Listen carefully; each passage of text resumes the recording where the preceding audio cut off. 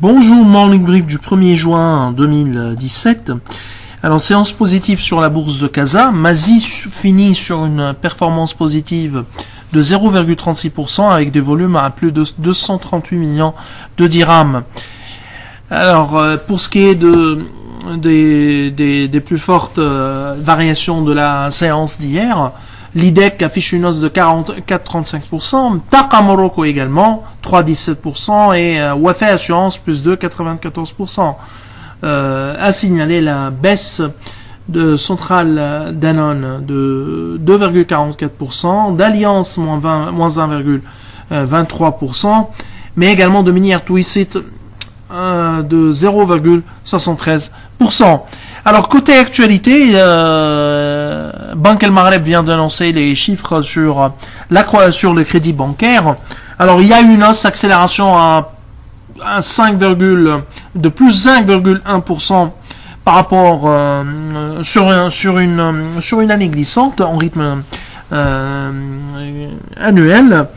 Mais sur le mois, il y a eu une légère hausse de 0,5% selon les chiffres publiés par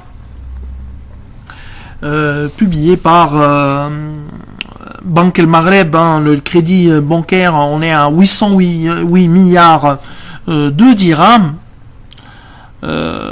contre 818,098 milliards de dirhams au moins à la fin de l'année 2016. Donc par rapport à 2016, il y a une baisse de 1,2%.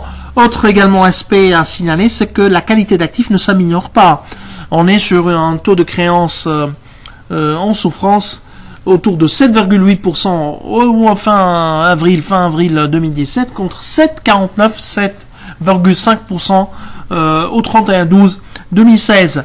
À signaler la hausse, la quasi-stabilité des crédits immobiliers par rapport au mois de mars, mais hausse de 3,9% sur l'année et 1,8% par rapport fin 2016. Surtout hausse des crédits aux promoteurs immobiliers, je parle par rapport au 31/12, de plus 3%, en rythme annuel plus 1,1% pour les crédits aux promoteurs immobiliers. Alors pour ce qui est de Tunindex, c'est-à-dire les chiffres de la séance boursière sur Tunis, il y a eu le Tunindex poursuit sa glissade. Il a perdu 0,13% sur la séance au cours de la dernière séance du mois de mai 2017. On est à 3,82% depuis le début de l'année. Les volumes ont repris.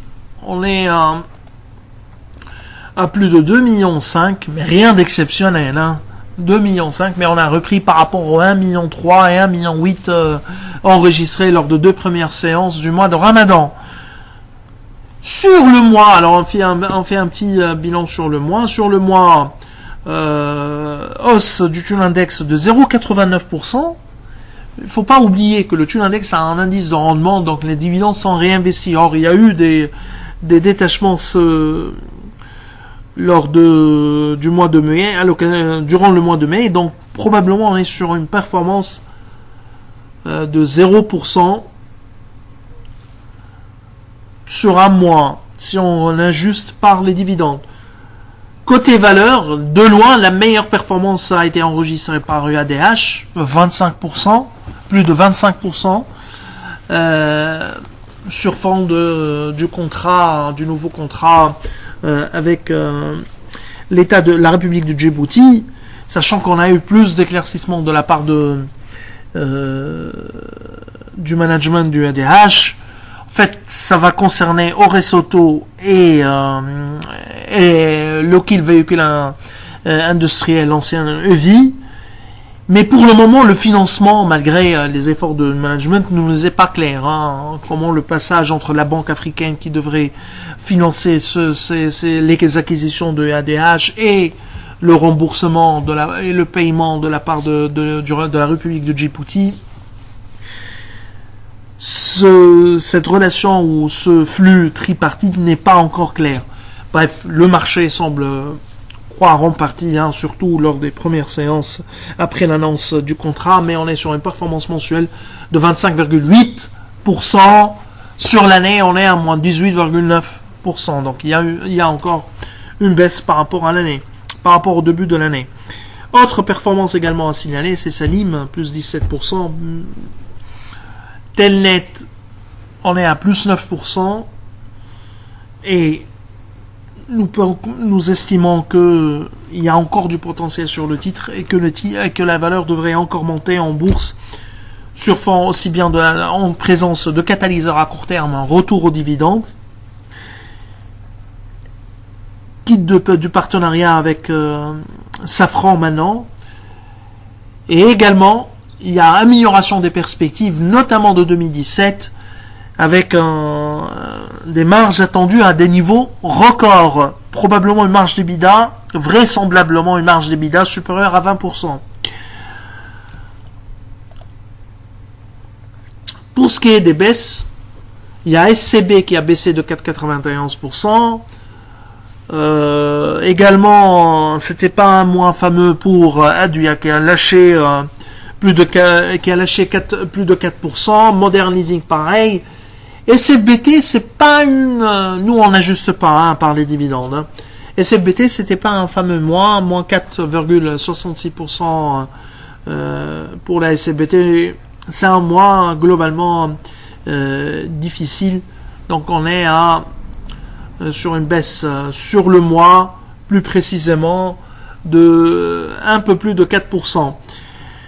Alors côté actualité, il y a Siam qui va verser un dividende, qui devrait verser un dividende puisque le conseil d'administration propose à l'Assemblée générale un dividende de 70 millimes par action contre 120 millimes l'année dernière. Mais nous, par exemple, on ne s'attendait pas à un dividende sur l'exercice 2016 et on s'attendait à une baisse du résultat. Donc notre objectif de cours qui est important et qui devrait être révisé à la baisse, mais légèrement à la baisse, mais nous maintenons notre opinion positive au vu notamment au vu d'une reprise attendue de l'activité en 2017, mais intrinsèquement Siam recèle du potentiel. Donc on vous souhaite une excellente journée. Au revoir, à demain.